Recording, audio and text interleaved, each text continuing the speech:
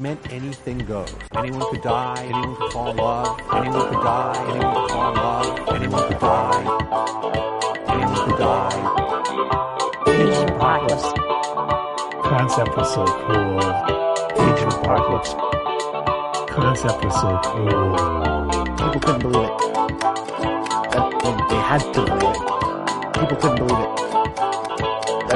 They had to believe it.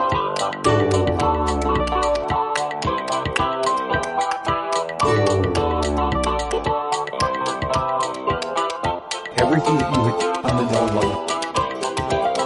Out the window. Everything that you hit on the known level. Out the window. Everything that you hit on the known level. Out the window.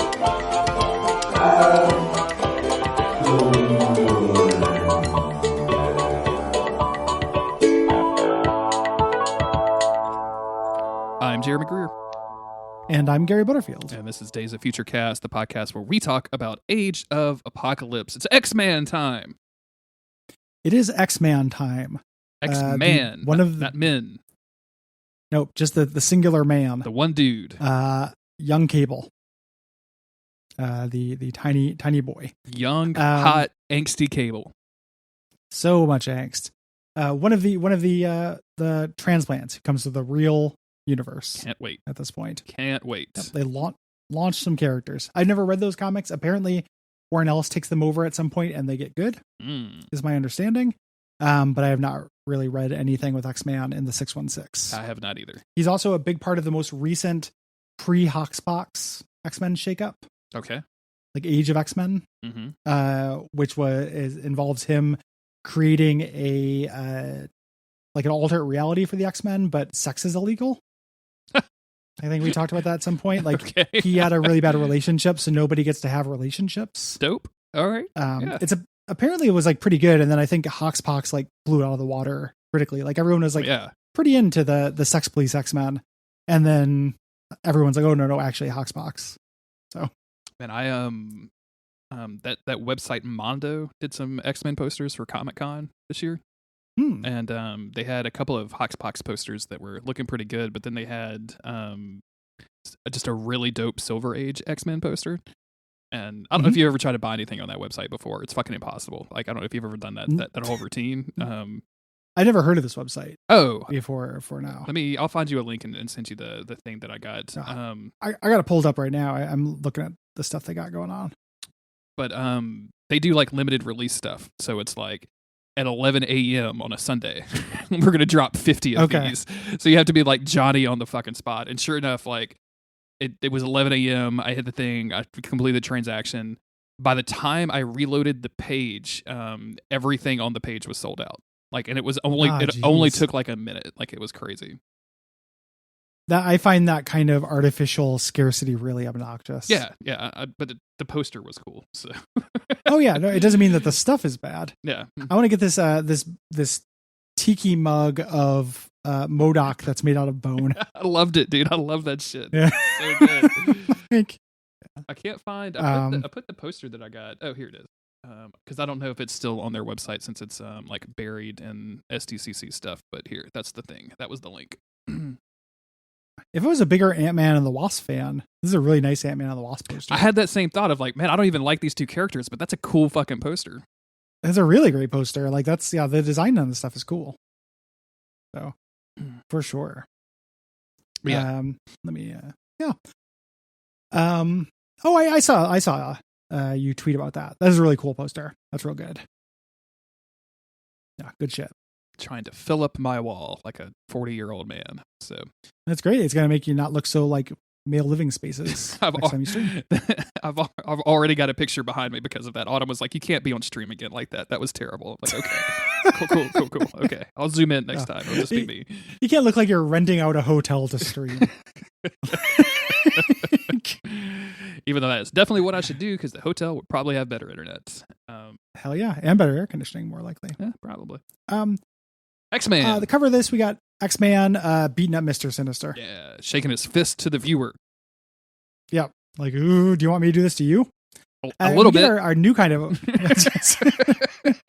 We get so we've had Joker Apocalypse and Mean Apocalypse. Now we get Dark Side Apocalypse. Yeah, wrinkly old potato Apocalypse. face. I love this dude, man. Oh man, he's not taking care of his skin. You know what I'm saying? Like he's not moisturizing correctly. No moisture. And White Man Apocalypse. And he's super angry because he's just found out that Domino, who was assigned to kill or capture this telepath, has failed.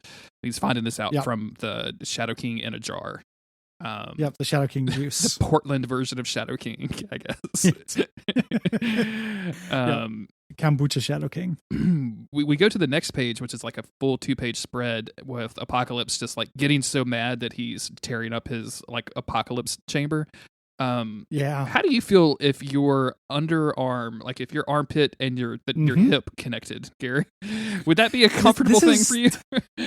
This is some of the worst art in the crossover event. This specific frame, not like the whole book. But man, is it hard to figure out what they were thinking with this drawing. Armpit is the worst thing. You can really get down into the nitty gritty, man. Yeah, this is a bicep, shoulder, armpit area that is wider than his torso.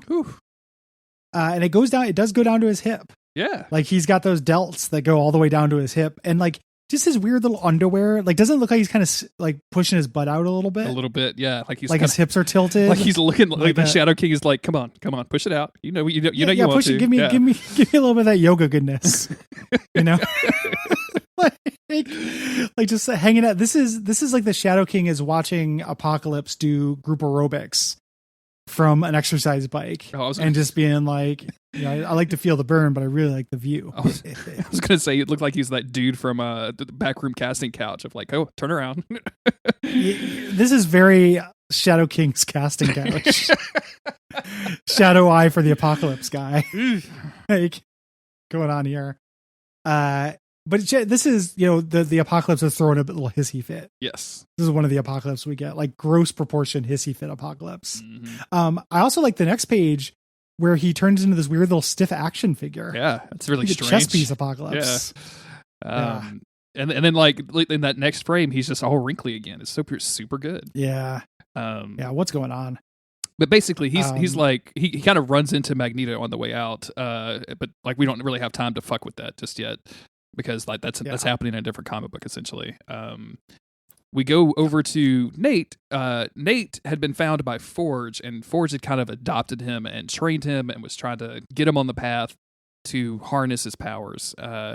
Unfortunately, Mr. Sinister killed Forge, and very quickly after Nate found out about it, and is now just shooting the shit out of Mr. Sinister. Yeah. The last thing was like, he revealed himself as Mr. Sinister and was like, don't you want answers? And now Nate's saying, I don't care. Look at Sinister's thigh, his left thigh. There's a lot going on there too. This is not a good artist. This guy. I don't like this guy. Have you seen a thigh? Yeah. I thought you were talking to me. I was like, absolutely. No. I am communicating directly to the artist. I am curious if he has seen a thigh. Yeah. It does not look like it to me. This is not a normal thigh. And just blast Mr. Sinister. We cut over there and Mr. Sinister's into being blasted. He falls down on the ground with a wonk sound effect. Yeah, it should be a wank sound effect because he's like, this is so gratifying. This is so gratifying. Oh man, I'm telling you, everybody's horny for Nate in this issue, man. It's a very Big Mary Sue energy. Yeah. To Nate in general. Nate's super mad. He starts blasting him with his like one electro eye thing. And it literally goes through Mr. Sinister, like it destroys all of his torso, and his torso just heals back up because like it's Mr. Sinister. His powers can literally be anything because it's the X-Men. One of his powers is being made of goo. Yeah, well, I mean the Gorgeous George factor, or Tar Pit factor rather. Yeah. And he's basically saying like, I'm not going to fight you. Like, I don't want you to get hurt. I don't want me to get hurt. Neither of us want that. And Nate, all angsty, like, what do I want? I want you dead. He's like, I understand that. There's actually a line here I like. He's like, Forge only found you the way people find money. It's good for the person who found it and bad for the person who lost it. Which is a line I like. Basically, I made you. You have the power to destroy me, and you can indulge yourself, but don't you want to know the truth first? Like, don't you want to know your past? and he invites him to use his telepathic gift to see what has been kept. And so we get like a little montage of Mr. Sinister's memories where like Mr. Sinister has just been harvesting genetic material from Cyclops and Jean Grey. I love like there's like an older, like a younger Mr. Sinister in the background of this, like just camped out with his like weird ribbon thing and just looking up at Cyclops. Like, yeah, I'm getting that. Getting that genetic material. I'm gonna harvest that. Hell yeah! Like it's exhilarating. I love this shit. I don't even know what half these consoles do, but I love it. Like most of them just have pictures of Cyclops on them, and I'm way into this it. This is a $3,000 gamer chair, and it is comfortable. Yeah, Apocalypse probably provides his horsemen with really good gamer chairs. 100%, like Apocalypse, and that'd be custom. Yeah, absolutely. Yeah, like Abyss needs a different gamer chair than like Mikhail does. The Mario streamer that I watch has like his logo on the back of his gamer chair, and I think that's hell yeah. Pretty fun. I mean, like, look, if you're gonna get into it, like, do the thing, like, make it a thing, I guess. But yeah. My Andrew, who plays guitar in my band, for Christmas bought me a metal sign that says "Danger Extreme Gaming" inside. Excellent. And I'm looking forward to putting it on the outside of my office when I move. 100%. Yeah, maybe keep out. Make sure everyone knows along with that. Yeah. Don't need anybody going in there during extreme gaming times. When I was in high school, the local town, this small shitty town that I lived next to, which was already a small shitty town, but it was where a friend of mine lived, and they had 2 speed limit signs there, and they warned that the speed limit was strictly enforced, STRICKLY. Strictly enforced. And we stole them because of course we did. And I had that on the outside of my door for like a long time because that's fucking dope. That's real good. I like strictly enforced. So yeah, we're basically getting told Nate's history here via, and he's denying it. That's a lie. You're lying to me. We see like Cyclops letting Nate out of the pens at one time, escaping, not realizing who Nate was or what he was to him. And, at that point, Sinister's like, oh, I thought I'd lost you. And then I found you later. And your whole destiny, the reason that I created you was to kill Apocalypse. Dun, dun, dun. Yeah. Don't you want to do that? Doesn't that sound awesome? Don't you want to? Kill Apocalypse. We flash back specifically to Cyclops helping him out. He says, come with me if you want to live. Little Terminator thing. And of course, Nate Gray is like, fuck you, I'm out of here. Yeah. And just blasts his way out because he's an incredibly shitty teen. I like this kind of tease where Nate says, you weren't there when this happened. And the little editor's note is, was he? Check out X-Man #1. And I'm like, It's like, if we go back to X-Man #1, like, is there a tiny Sinister somewhere in the frame? Like, can I go look at that? Because that would be fucking hilarious if it was. There's got to be a tiny Sinister. I thought this was maybe like buzz marketing for the X-Man reboot series. Because there's like 2 X-Man #1s. He just becomes X-Man in the 616 as well. But maybe not. Maybe not. I like the idea of it being a Where's Waldo, but for Where's Sinister. Oh, damn, that's Colossus. Damn, I'm so close. Yeah. Like Colossus, Cyber, like everybody with those metal limbs. Oh, it's another morph. Like, oh, it's a bunch of Richters. Get that out of here.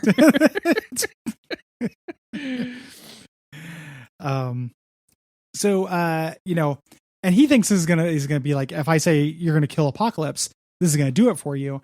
And we think that he gets zapped by a telekinetic blast, but it's really Sauron with his famous laser gun that he loves so much. Yeah, dude. Sauron with his cool beam blaster. I don't want to cure cancer. I want to blast people with laser guns, says Sauron. Sauron is definitely the most like underused character in this book. It is wild to me that Sauron I keep forgetting he's in it. Even in it. Like, it's such a weird pick for, like, you have these humongous crews of X-Men that you could use, and you went to fucking Sauron as the... Yeah. Oh, man, it's very bizarre to me. Carl Lycos. Yeah. Very, very strange. Yeah. They blast Sinister and basically just knock him out, and Nate is like, hey, you're not going to like this, but I got to go. I'm going to go beat up Apocalypse, and this is going to get ugly. Yeah.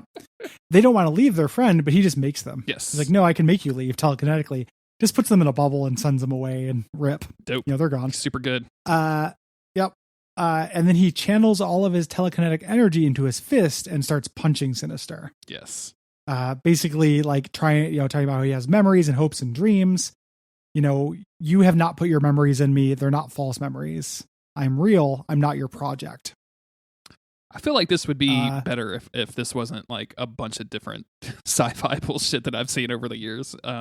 It's really cliche. Yeah. Like, and they don't really do anything interesting with it. And since he's just yelling about it, like he's like, we don't even have time to like ruminate on this. Like he doesn't do that. No. Like, am I actually real? Like, does thinking make me real? If I'm thinking, like that kind of thing. Like we don't have time for that because punches. So yeah, I love punches, and sometimes this kind of cathartic action thing can work, but this is Jeff Loeb is a bad writer. Like this is too cliche and dumb for me. Like this is a really interesting thing, like and they've done it well in the X-Men. Like false memories are a big X-Men thing. Somebody remembering things that haven't happened. Like they've done really neat stuff with that. This just isn't that. So he thinks he's gotten Sinister down. He flies away to go fight Apocalypse. And Sinister is dead. He gets up and he's still bleeding. His body is not actually redeeming itself. Well, and he dies. And this is also like he wanted to make Nate this mad. Like this was his whole goal. Yeah. Like his whole idea was to get him so mad he would go out and fly off and fight Apocalypse. What he didn't expect was for the punches to actually be so punchy. Yeah. So he bit off more than he could chew. Yeah. So apparently Nate Gray sent Siren and Sauron in his telekinetic bubble to their horse-drawn theater carriage. Of course. Where he goes and then finds them and says goodbye. Like he's like, the last thing Forge ever said was to find Magneto. I'm going to do this. I have to do this alone. I'm out. Sauron now is the father of Siren. Like takes advantage, takes care, hopefully not advantage of Siren. And we no longer see these two. They survived. You have a complicated relationship with your father, Gary, but I don't think that's a complicated relationship with the pterodactyl that raised me. Oh man, the spinoff of the dinosaur TV show that nobody ever wanted. Yeah, man, I wanted it. Nate flies because he can do that now. Like he was having a lot of trouble with that before, but now it's pretty easy. He starts having this like mental connection with something that feels like a tug to pull him towards Apocalypse. He sees in the sky Apocalypse and Magneto fighting, which is in the clouds. It's very funny. I want to make like edit the Lion King to where the Lion King's dad talks to him, but it's just this. It's just Apocalypse instead. Apocalypse and Magneto fighting. He eventually gets to Apocalypse's home, and he still feels this connection, and like and he sees like everybody is shooting a bunch of humans. Like this is a kind of a state of unrest right now. And so he goes in and immediately runs into Cyclops and Jean. Yep. And before who have been escaping, and before like really anything can happen, Jean and Nate have this psychic connection. And Cyclops is like, "Get away from my girlfriend! You're not allowed to do that. only I can do that, her. And I can't do it."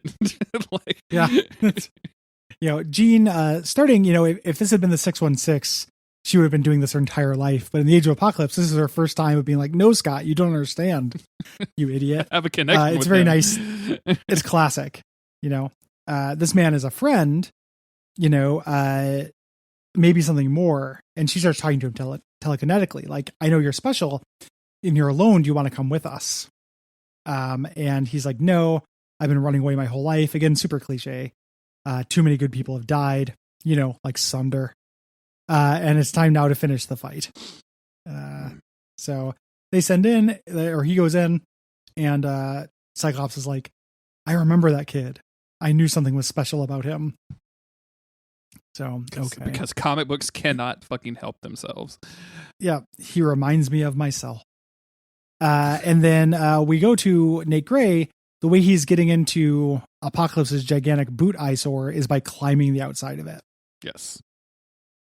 And, in 30 days, and this, we get to have X-Men Omega where he shows up, but Cable is going to continue. But then there's also X-Men number 5. Yeah. Which we won't cover because we don't care. I am not interested in Nate Gray's 616 adventures right now. No, absolutely not. Yeah, fuck this shit. This ended up being like, this is interesting in the beginning, and then I got pretty sick of this this whole arc. Yeah. You know, I don't know. I don't feel like this did a lot. You know, when we talk about things that don't feel like they, add up to much, a lot of issues just to have Nate Gray show up to fight Apocalypse. And it's typical like teenage angst stuff as well. And I don't know if this is just a sign of me getting old or whatever, but like even modern TV shows and stuff that are like, oh, the teen has to make several mistakes before they figure out what they really need to do and learn the lesson. And I'm like, can we just skip all that stuff? Like, I'm really not entertained watching people be a dumbass like a lot. Like, I just, and that's what Nate has been for the last like 4 issues, is kind of an enormous dumbass. And even now, like, it's not like he has learned a lesson or learned to harness his powers or control his emotions. Like, he's still the exact same Nate. He's just mad. Yeah, he's just super fucking angry. Mad. Yeah. And he started off pretty pissed. Exactly. Like, he hasn't, he didn't get that much madder. No. He just kind of stayed at a high level of mad throughout all of this. And now, he's real mad at Apocalypse instead. So, yeah. That comes up a lot on like other parts of the network, and we were talking about today in the Slack and stuff, just kind of like being a little bit over teens. Mm-hmm. Like I like students in the X-Men. Like I always like that, like, because I think it's a really interesting dramatic situation. But there is a kind of teen media that really bums me out, and this is kind of it. Like super powered Mary Sue teens who are just like so many feelings about it. You can't stop to think about it for 2 seconds. It is very hard not to think he's just being an idiot. Exactly. Yeah. Yeah. And I just don't relate to it. Like I was a shitty teen. Like I was a fucking idiot, but I wasn't like this kind of idiot. I was a totally different kind of idiot. And I'm in no rush to relive or re-experience any of that idiocy. No, none whatsoever. Yeah. Man, and also like you're attacking Apocalypse and you left behind a fucking dinosaur with a gun. What are you doing? just poor strategic planning in general. Yeah. Fuck. Yeah. I have no idea why people are separating it all instead of everyone just storming the castle. Exactly. Yeah. So. But that's okay, because this is the last X-Man that we're going to cover. Like, he's going to show up in some other stuff, but we're not going to be dealing with him for at least another couple of weeks. Yep. Just a quick prediction. I don't think he's going to kill Apocalypse. I'm just saying. Odds are on Apocalypse for me. If I recall, it's kind of just a coalition victory. Yeah. They everyone shows up to beat him up. Like X-Men Omega is not great. It has to wrap up a lot of stuff, but it's all right. They just get together in the DNC and it's like, you need to kill 30% less people. Moving on. More female magistrates. I'm sure I've made that joke at some point during this whole series. Oh yeah. Sure. If you have things to say about the Age of Apocalypse, hit us up at daysoffuturecast.com/contact. Yep. And we will start talking about what we're going to do after this. We basically narrowed it down. Like we're going to do something short and then something long again, and we have some ideas, and we'll announce that soon. Probably in that feedback episode. Yeah. If not sooner. Mm-hmm. We have another week roughly of this event to go. Technically 2. Not including the feedback.